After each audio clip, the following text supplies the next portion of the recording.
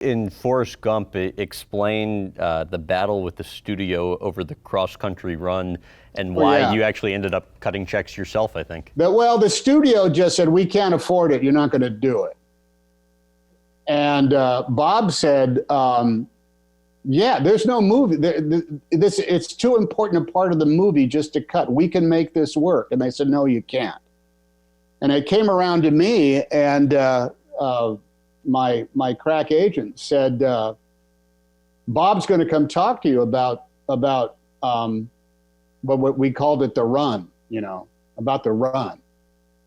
And I said, why is he talking to me? He's the boss. I'll do whatever he says. This is above my pay grade. And Bob came and we talked one night. He drove out and we talked at night. And I said, how you doing, Bob? And he said, look, I can't do that. You are the only guy you are Forrest Gump. You're the title role in this. There is no movie without you playing him.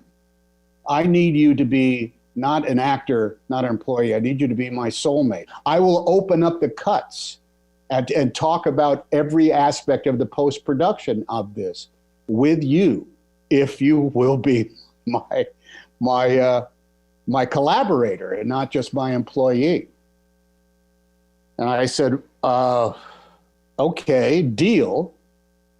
Okay, let's do that.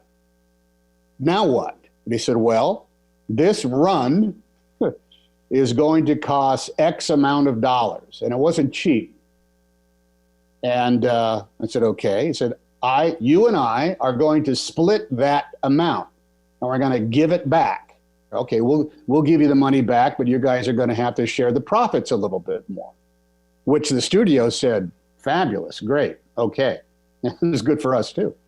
But then it happened again later on in the movie. They said, the weather is such that we can't get the insurance coverage on it. The studio said, so you guys can't shoot. And we said, Bob and I said, we'll cover the insurance. And we did. And so it ended up being very easy after that. And and Bob was not a pushover. We shot the first 3 days on that movie. Bob came into me on our third day and he said, hey, look, I know what you're trying to do. I know how nervous you are, and I know how self-conscious this can be before we get into the groove, but we're not going to use any of these first 3 days because I don't think you have it. You haven't got the character. And I said, I don't. You're right. So walk me through this. And he just said, don't try so hard. And it was like, oh, geez, I thought the job was to try as hard as you can. And then from that, everything settled down. I mean, it was in a moment's notice. But that's a type of collaborative process that, it's come about between me and Bob now. We've had some version of that every time we've worked together.